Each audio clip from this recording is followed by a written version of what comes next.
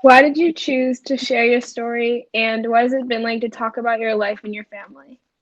So, first of all, it's very difficult to share your story when it's very traumatizing. And this is true to my own friends in Maine and across the United States. You know, there are people who would say, "I don't want to talk about my story because I can't." It's like digging up the wound. It's like really digging up the wound. It's like realizing and remembering those horrible moments in your life. But to me, it has become more like a therapy. It's important that I talk about what happened so that I let generation behind us know what exactly happened. The readers in the US, just like yourselves, know what Somalia is like. It's a beautiful country.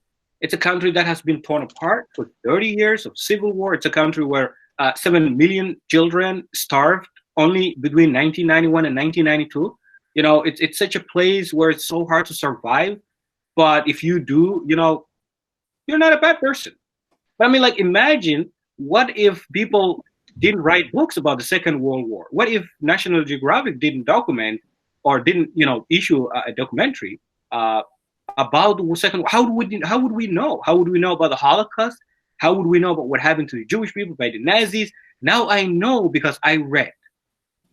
We've been talking about your book, and we read the Diary of Anne Frank before, and we've been trying to really connect some of the history that's been so important to our school and our students and their families with your story, and with we've talked about the refugee crisis some in the United States as well, and talking about what's been going on in the current administration. So we have been trying to have those conversations, and we hope we will keep having them. Thank you so much for sharing your experience further with us. You know, I'm working on the next book and I'm talking to them. And one question I asked her the other day is, I said, "Oh, you know, what are you expecting? What's your dream? What do you have? What's your vision? What do you want to do in the future? You know, what would you like to be?" Um, and the answer was silence. And I knew this. And I wanted to share this with the world. Why was it a silence? I mean, for those of you, Serena, Jordan, Eric, Olivia, Georgia, and I missed that one. Orly, yes. I mean, if I ask you what you would like to be when you go to college or when you graduate from college, you probably can give me a few things. But my sister's kids have no idea what we're talking about. They are not at school as we speak. She's 13, no kindergarten, no middle school. So what has changed since I left? Nothing has changed. So my sister was married when she was 14. Now her daughter is 13. So 1 year from now, what's going to happen? She will probably get married by someone else, right?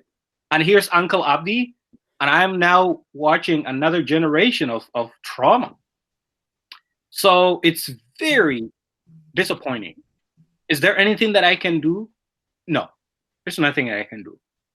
I wish that this story would be shared worldwide so that the American government knows and makes it easier for me to bring those little British kids to come to this country, go to school, and become somebody.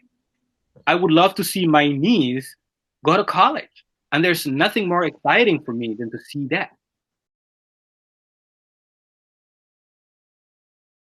I wish that after quarantine you'd be able to go back if you wanted and see your family. Thank you so much. I wish that you'll be able to see your family again and that they will be safe. Thank you. I wish for you that your family will do okay during the coronavirus. Wow, thanks so much.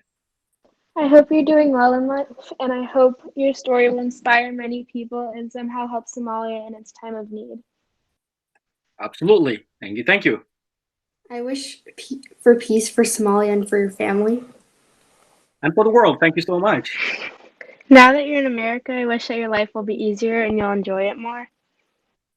Thank you. Thank you. Yes, indeed.